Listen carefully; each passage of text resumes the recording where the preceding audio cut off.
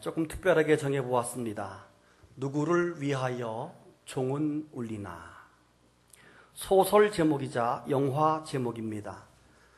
1940년대 허밍웨이의 장편 소설이고 그것이 영화로 만들어져서 아주 좋은 작품, 영화로 많은 사람들의 사랑을 받고 있는 그런 영화입니다.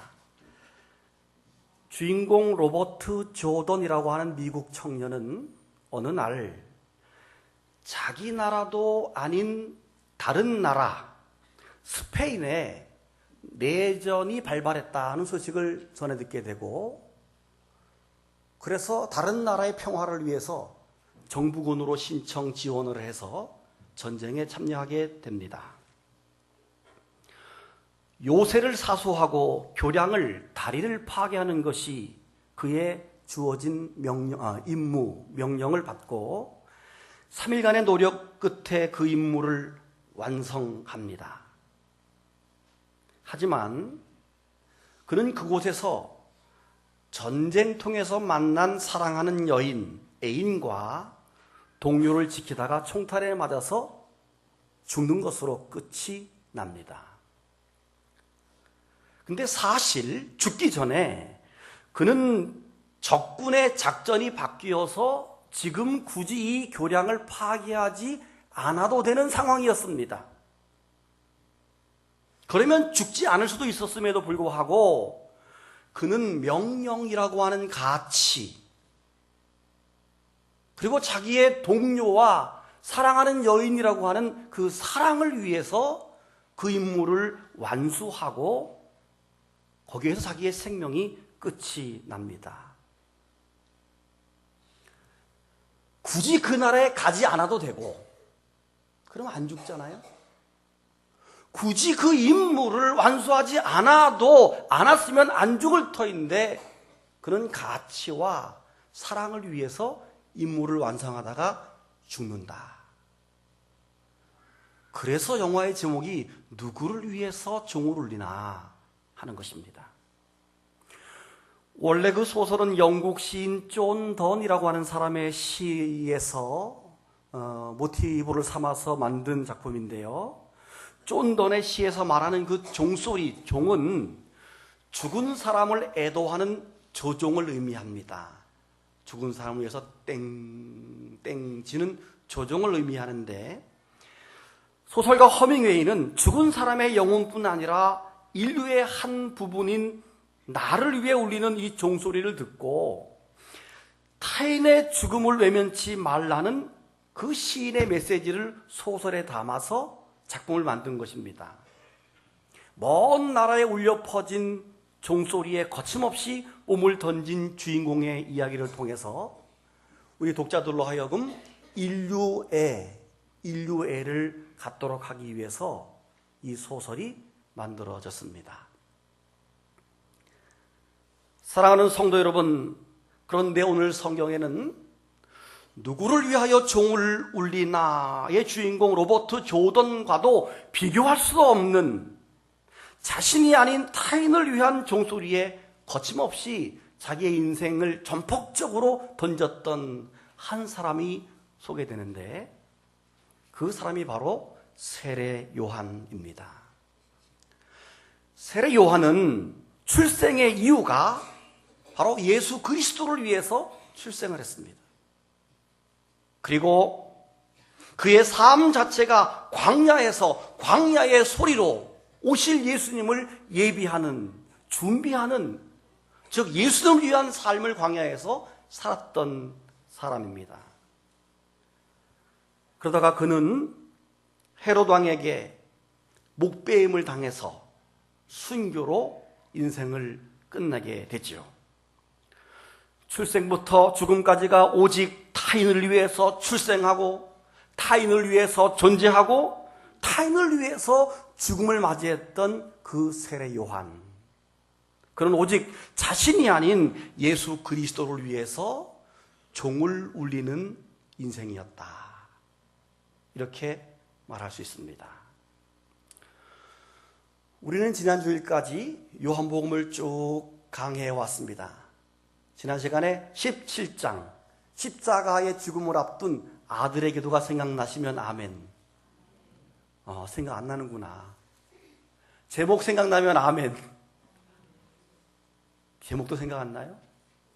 절절한 십자가의 죽음을 앞둔 아들의 기도, 절절한 기도가 지난주 설교였고, 오늘은 순서에 따라서 요한복음 18장, 이제 예수님의 고난과 순환으로 넘어가야 되는데, 지금 절기가 대림절과 성탄절이기 때문에 예수님의 탄생을 좀 더 자세히 볼 필요가 있어서 잠시 요한복음을 접고 오늘 누가복음으로 넘어왔습니다.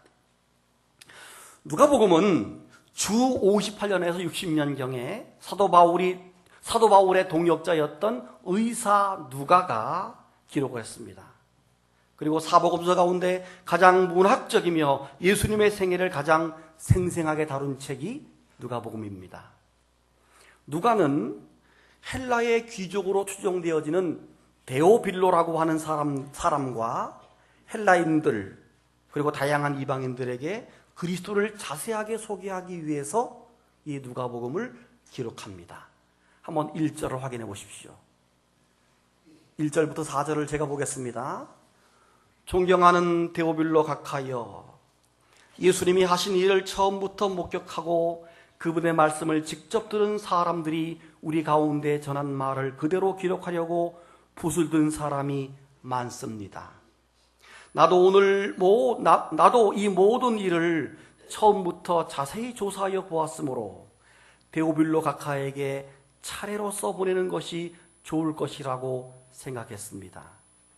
그래서 내가 각하께서 이미 들으신 일들이 사실임을 알게 하려고 이 글을 드립니다. 제가 편하게 현대용어로 번역을 해보았습니다. 이렇게 시작된 누가복음에서 사실은 1장 1절에 예수님의 탄생이 기록되어져야 됩니다. 근데 누가는 예수님의 탄생을 기록하기 이전에 세례 요한이라고 하는 인물을 먼저 다루고 있습니다. 그런데 그 세례 요한의 출생에 얽힌 사연과 그의 삶을 가만히 보게 되면 세례 요한의 인생과 누가복음 1장의 주제는 누구를 위하여 종은 울리나 이렇게 정할 수 있다라고 제 스스로 1장의 주제를 정해본 것입니다. 여러분 이제 그의 출생을 한번 보시기 바랍니다. 그의 아버지의 이름은 5절부터 쭉 보게 되면 사가랴, 어머니는 엘리사벳입니다. 그의 아버지는 아비야 반열의 제사장이었고 그의 어머니는 아론의 자손으로서 이 두 사람은 하나님 앞에 의인으로 모든 계명과 규례대로 흠없는 사람이었습니다. 그런데 문제는 그의 아내 엘리사벳이 아이를 갖지 못했고 또 그것 때문에 많이 기도를 했습니다만은 이젠 더 이상 아이를 낳을 수 없는 나이가 돼버리고 말았습니다. 그런데 어느 날 그의 아버지 샤가랴가 자기의 차례에 따라서 성전에 올라가서 제사를 집례하는데 주의 천사가 나타났습니다. 깜짝 놀랐죠. 그런데 13절 이하를 보게 되면 천사가 이렇게 말합니다. 샤가랴여 두려워하지 말라. 너희의 기도가 들린지라. 너희 아내 엘리사벳이 너에게 아들을 낳아주리니 그 이름을 요한이라 하라. 너도 기쁘고 즐겁겠지만 많은 사람들이 그가 태어난 것을 기뻐할 것이다. 그 아기는 주 앞에서 위대한 사람이 될 것이며 포도주와 독주를 마시지 않을 것이며 모태에 있을 때로부터 성령이 충만하여 많은 이스라엘 사람을 그들의 주 하나님께로 돌아오게 할 것이다. 그는 엘리야의 정신과 능력을 가지고 주님보다 먼저 와서, 이게 중요합니다. 예수님보다 먼저 와서 아버지의 마음이 자녀들에게서 돌아서게 하고 순종하지 않는 사람들이 의로운 사람의 지혜를 갖게 하여 백성들이 주님, 다시 말해서 예수님을 맞이할 준비를 갖추게 할 것이다. 다 같이 아멘. 여기서 중요한 부분이 예수님보다 먼저 와서 그리고 예수님을 맞이할 준비를 하기 위해서 이 부분입니다. 하나님께서 세례 요한을 이 땅에 보내신 이유는 사람들로 하여금 예수님을 맞이할 준비를 하게 하기 위해서 세례 요한을 이 땅에 보내신 것입니다. 한마디로 세례 요한은 예수님을 위해서 이 땅에 출생한 것입니다. 그때 아버지 샤가랴는 그 천사의 말을 믿지 않습니다. 샤가랴가 천사에게 말합니다. 나는 늙었고 내 아내도 나이가 많은데 어떻게 그런 일이 있을 수 있습니까? 아주 부정적으로 천사의 말을 믿지 않습니다. 전능하신 하나님께 예배를 집례하는 제사장이면서도 그는 전능하신 하나님을 믿지 않고 지금 의심하고 있는 것입니다. 그때 천사가 말합니다. 나는 하나님을 모시고 있는 천사 가브리엘이다. 하나님께서 이 기쁜 소식을 너에게 알리라고 나를 보내셨는데 너가 내 말을 믿지 않으므로 너가 내 말을 믿지 아니하므로 너는 너의 아들이 태어날 때까지 벙어리가 될 것이다. 순간 이 샤가랴의 입이 팍 막히면서 전혀 말을 하지 못하는 벙어리가 된 것입니다. 저는 이 부분을 해석할 때 자녀를 축복할 줄 모르고 믿음이 없이 부정적인 말을 할 바에는 차라리 벙어리가 되는 것이 더 유익하다, 이렇게 해석합니다. 오늘날 우리가 믿음이 없는 아버지가 되어서, 믿음이 없는 어머니가 되어서 자녀를 위해 축복 기도하지 못하고 부정적인 말을 하고 믿음이 없을 바에는 입을 열어서 부정적인 말을 하기보다 오히려 벙어리가 되는 것이 더 유익이고 축복이다, 이 말입니다. 믿음이 없는 말하는 아버지 어머니는 사실 벙어리보다 못한 것입니다. 여러분, 저의 책 축복하는 아버지, 기도하는 어머니에서 이 부분을 아주 자세하게 다루고 있으니까 책을 사서 읽으시고 축복하는 아버지가 되시기 바랍니다. 아멘 하십시오. 기도하는 어머니가 되시기를 바랍니다. 특별히 아이를 양육하는 부모의 입장에서는 너무 좋은 부분이니까 꼭 읽으시고 축복하는 아버지, 기도하는 어머니가 되시기를 바랍니다. 샤가랴는 순간 벙어리가 되었습니다. 그 이후에 그의 아내 엘리사벳이 천사의 약속대로 이제 임신을 하게 됩니다.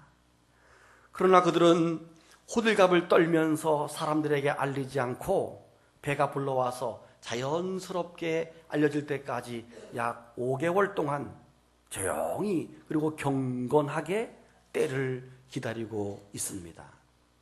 그리고 1장 57절로 뚝 넘어가 보십시오.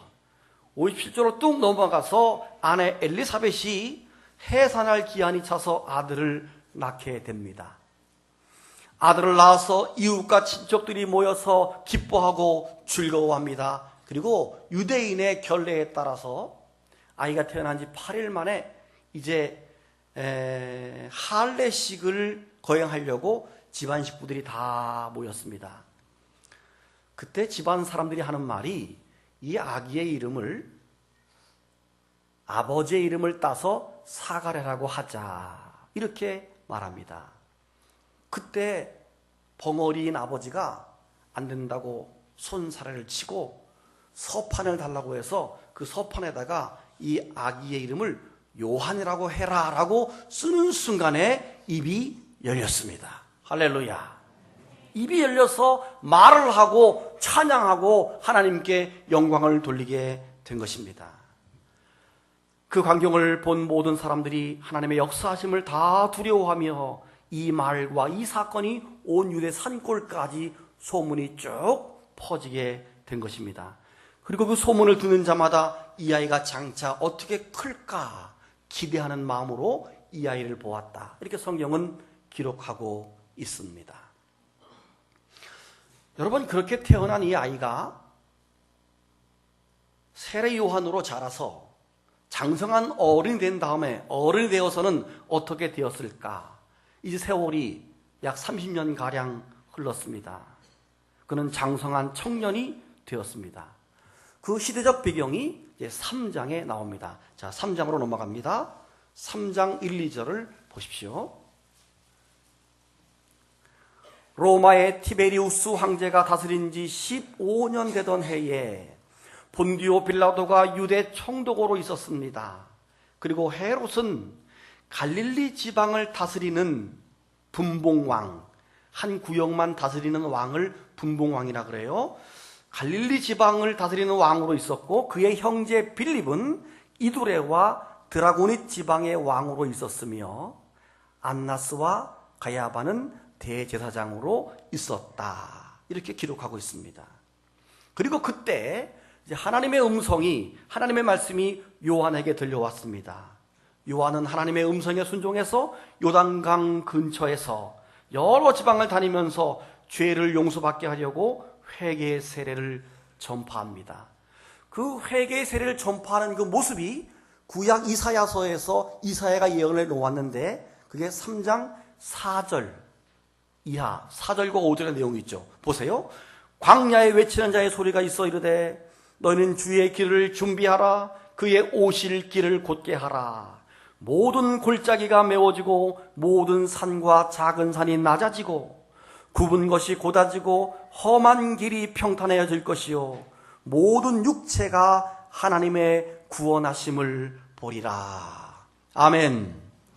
이사야에 기록된 대로 요한은 유대 광야에서 약대 털옷을 입고 석청을 먹으면서 사람들에게 이사야에 기록된 대로 회개의 천국 복음을 전파하는 광야의 소리로 예수 그리스도의 나타나심을 미리 준비하는 사역을 감당했던 것입니다.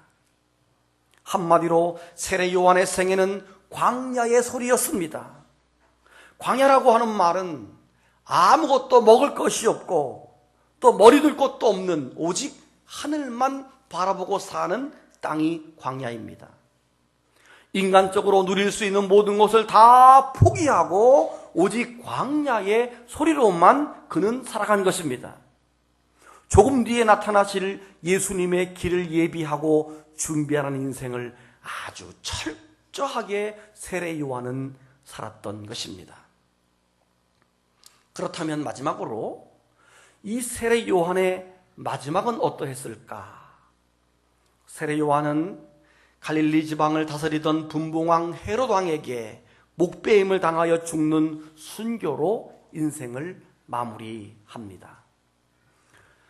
당시 헤롯 왕은 불륜의 아내와 함께 살았습니다. 자기 동생인 빌립의 아내 헤로디아를 뺏어서 자기의 아내로 살고 있었고 그 헤로디아 여인 역시 빌립보다는 이 더 힘이 센 헤롯과 살기를 더 원했습니다. 둘이서 불륜의 사랑으로 이제 살아가고 있었습니다. 그것을 알고 있는 세례 요한은 만날 때마다 그 헤롯 왕의 죄를 지적합니다. 그러니 당연히 듣기 싫었던 이 헤롯 왕은 그 세례 요한을 옥에 가두어 버립니다. 그리고 가끔 고민이 되고 인생의 문제에 봉착했을 때 옥에 있는 세례 요한을 불러다가 말씀을 듣기도 하고 상담을 하기도 합니다. 근데 그때마다 세례 요한은 저 헤로디아를 쫓아내라, 헤로디아를 보내버리라 이렇게 말을 하니까 듣는 헤로디아는 얼마나 이 세례 요한이 가시처럼 여겨졌는지 왕에게 만날 때마다 저 세례 요한을 죽여달라고 아주 졸라대는 그런 상태였습니다. 그러던 어느 날 이 헤롯 왕이 생일을 맞이했습니다. 생일 잔치가 성대하게 벌어지고 이제 막 흥이 올라갔을 때쯤 헤로디아의 딸이 춤을 잘 췄는데 그 헤로디아의 딸이 공주가 와서 한바탕 춤을 추고 들어가니까 이 헤로드 왕이 너무 기분이 좋아서 한마디로 업돼서 하는 말이, 얘야 공주야, 소원 있으면 나한테 말해봐라. 내가 이 나라를 반을 뚝 잘라서라도 너에게 주마. 이렇게 아주 많은 대신들 앞에서 공언을 합니다. 이 공주가 쪼르르 쫓아가서 자기 엄마한테 묻습니다. 엄마, 뭐 달라 그랬까? 그러니까 이 헤로디아가 옥에 있는 세례 요한의 목을 달라 그래라. 참 독하지요? 그래가지고 이 공주가 헤롯 왕에게 세례 요한의 목을 주십시오, 이렇게 말합니다. 이 왕은 자기가 공언했기 때문에 할 수 없이 감옥에 있는 세례 요한의 목을 베어서 소반에 담아다가 그 불륜에 처 헤로디아에게 바칠 수밖에 없게 됩니다. 그렇게 세례 요한은 자신의 아니보다는 죄를 지적하면서 잘못된 한 영혼이 돌아오기를 끝까지 고집하면서 지적하다가 순교, 말씀을 증거하고 진리를 증거하다가 목배임을 당해서 죽게 된 것입니다. 사랑하는 성도 여러분, 예수님의 탄생에 앞서서 예수님보다 정확히 6개월 앞서서 태어난 세례 요한, 다음 주에는 마리아가 6개월 뒤에 임신하는 모습을 설교하게 될 터인데요, 예수님보다 6개월 먼저 태어난 세례 요한은 출생부터 예수님을 위해 출생을 했고, 예수 그리스도를 위해서 살았고, 마지막 죽는 순간까지 타인이 회개하고 하나님께 돌아오기를 촉구하면서 그는 죽음을 맞이했습니다. 그의 인생을 보면서 우리는 저 세례 요한의 인생은 누구를 위해서 울리는 종이었나? 단 한 번도 자신을 위해서 종을 울려보지 않고 오직 예수님과 타인을 위해서 종을 울렸던 세례 요한. 누구를 위해서 종은 울리나? 예수님의 탄생을 기다리는 대림절입니다. 우리는 대림절 두 번째 주일을 맞이해서 한 번쯤 가던 길을 멈추어 서서 나는 누구를 위해서 내 인생에 종을 울리고 있는지 자신의 삶을 돌아보았으면 좋겠습니다. 그렇습니다. 자신을 위해서, 가족을 위해서, 성공을 위해서, 출세를 위해서, 아니 돈을 벌기 위해서 애쓰는 것도 나쁜 일은 아닙니다. 왜냐하면 우리 인생은 열심히 살아야 하기 때문입니다. 그러나 그 모든 열심의 중심에 무엇이 있는지는 한번 우리의 중심을 돌아봐야 되겠습니다. 자신을 위해서 그리고 가족을 위해서 열심히 살지라도 그 중심에 예수 그리스도가 있는지, 우리가 날마다 돈 벌려고 열심히 애쓰고 살지만 그 열심의 중심에 도대체 무엇이 있는지 우리는 한 번쯤 우리 자신을 돌아봐야 됩니다. 우리 인생은 하나님 중심과 예수 제일주의로 살아갈 때만이 진정한 인생의 행복과 만족이 있기 때문입니다. 이번 성탄절기에 누구를 위해서 종을 울려야 하는지 다시 한번 진지하게 자기 인생을 돌아볼 수 있기를 주님의 이름으로 축복합니다. 저는 이 설교를 준비하면서 함께 부르고 싶은 찬양이 생각났습니다. 주보 오면을 보시기 바랍니다. 주 예수 나의 당신이여, 당신이 있으므로 나도 있고. 세례 요한은 그랬습니다. 예수님이 있었기 때문에 나도 있었고, 당신의 노래가 머물기 때문에 나는 부를 수 있다. 세례 요한의 고백입니다. 우리 찬양을 한번 같이 불러본 다음에 한 2분 동안 내가 누구를 위해서 종을 울리는지 세례 요한처럼 예수 그리스도를 위해서 내 인생에 종을 울려야 되겠다. 합심으로 함께 기도하도록 하겠습니다.